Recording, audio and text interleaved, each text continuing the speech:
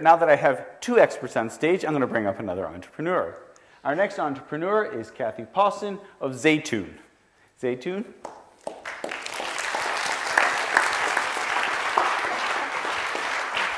Do you have slides? Yeah. Hit the green button. It's a secret. It's all yours, Kathy. Hello, everyone. Some of you, I hope, have heard of Zaytoun. We are a company that set up several years ago, back in 2004. An initial mission to pioneer the market for fairly traded Palestinian olive oil.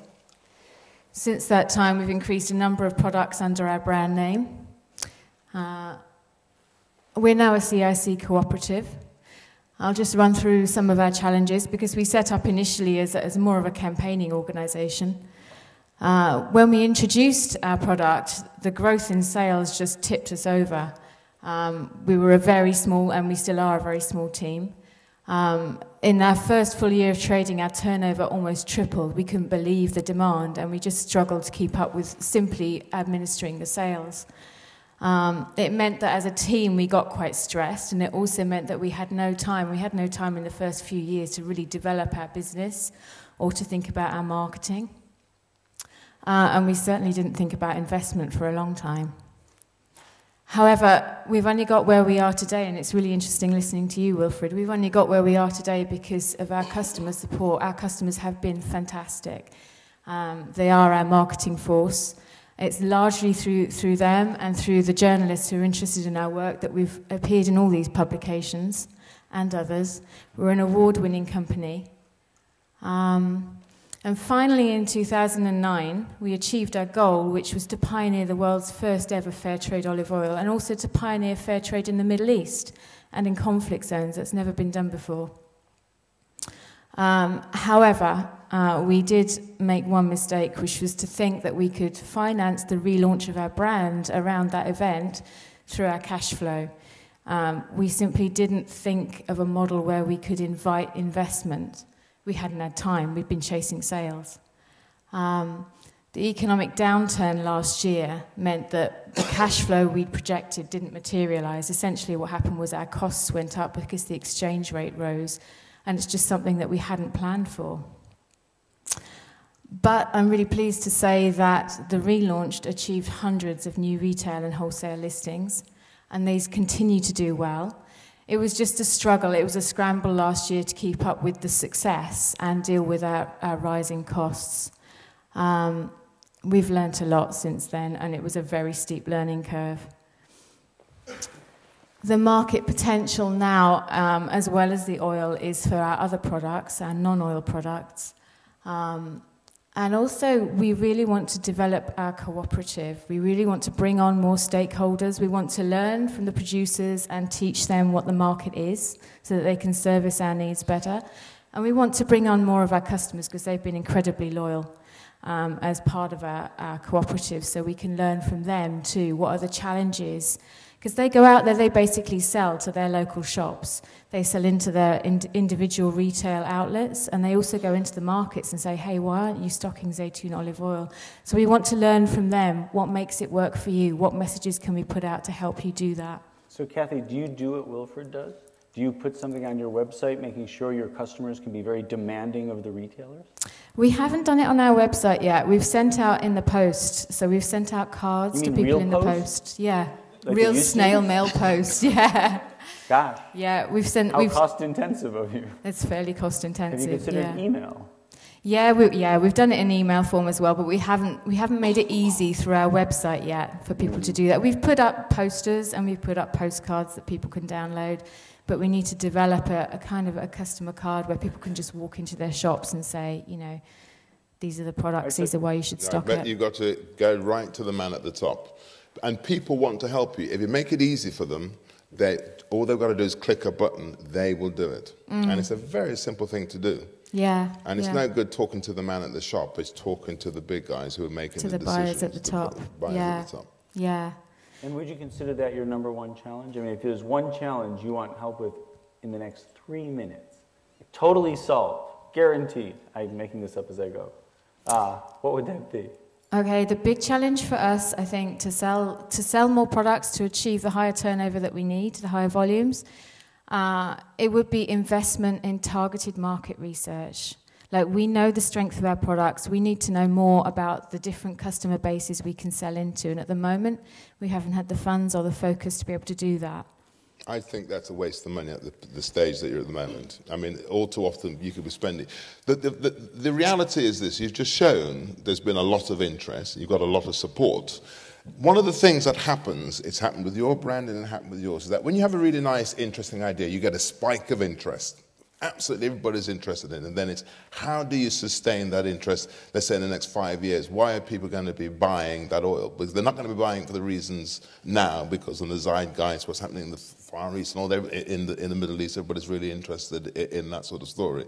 You're going to have to offer more to the consumer than the fact that what's happening there.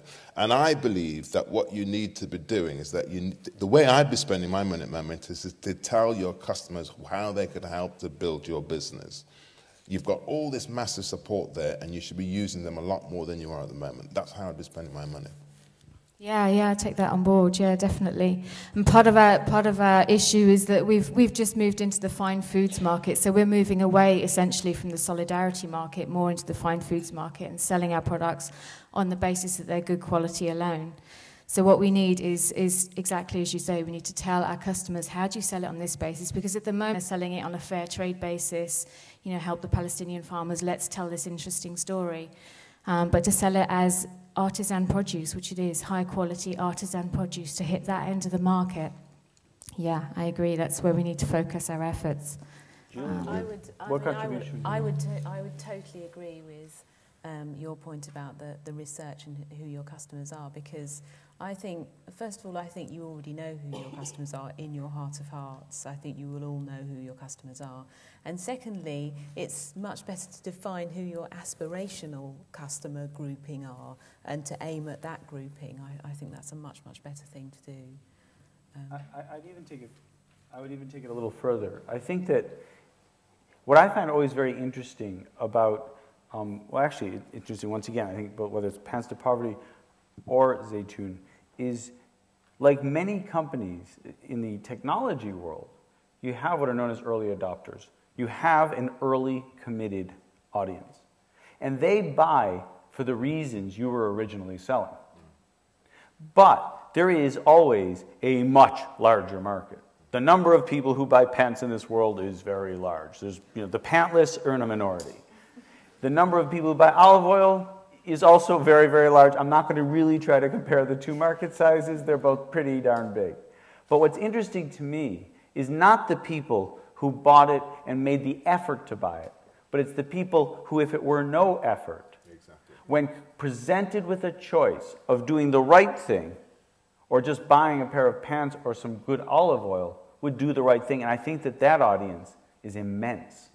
Think of them as the lazy, desirable good, right? The ones who will do good if it's convenient. And there's nothing wrong with that. Making it convenient to do good is actually what you need to do well. Yeah. Could I just add to that? And then they will treat you just like they would treat any other brand. And I want to tell you a story, because all of you may have heard of the Dutchie brand, which was one of the original social entrepreneurs brand. And it'd been around for about 10 years, but most of you won't see that brand around anymore. And the reason why you won't see that brand, I mean, it was saved by Waitley, but the reason why that brand has failed is because it had failed to connect with its wider consumer base. So the initial thing about organic and all that sort of stuff, it didn't manage to maintain it over a period of 10 years. And that's the great challenge that social entrepreneurs have. It is really tough discipline to keep flexible, to keep changing, to keep in step with your customer base. So that's, I think, the thing for all of you there, is that all too often you could have this ride of doing good and thinking that's going to be enough to get your listings and to survive. But as a commercial entity out there, I want your business. I don't care about all your social justice and all the social things you're doing. I want your business. And you've got to start thinking like that. Otherwise, someone will come along and take it. Yeah, I think, I believe that we do have a strong enough point of difference. We've got a juicy story in its own right. And I'd like to think that all of us working for Zaytoun, it's about pride in our business. We're not a charity. We're not selling it because the Palestinian farmers, are poor people. We're not into supporting their victimhood. We're into supporting their pride, and we're proud of our products. And that's what we'd like to put across. And this move into the fine foods market moves away from this kind of slightly charitable buying it out of solidarity. So we'd really like to hit that more with higher volume sales in that market. May I suggest one modification what you just said? It's not so much higher volume sales as higher priced sales. The fact of the matter is, you get to charge a premium for doing good, not at a discount. If you're truly going to go into the premium market, remember this. It's the brand they're paying for at that point. It is no longer the oil. I would assert that you could take a range of high-quality oils, and 99% of people, so long as they are essentially of similar quality, could not differentiate. And therefore, they are making the decision at the point of purchase for another reason. You have beyond a juicy story. You have the most compelling story that would make somebody reach out and pick oil off a shelf. The trick is connecting the story and the brand to the consumer who is not already committed. And it's that casual consumer that's your large opportunity. So I would stop thinking about volume, and I would start thinking about how much you can charge for a premium priced product in a premium store next to a premium oil. Because having walked into even Waitrose, the range of price on olive oil is enough to boggle the mind. There's no relationship. There's oils that cost 28 quid, and there's oils that cost 4 quid.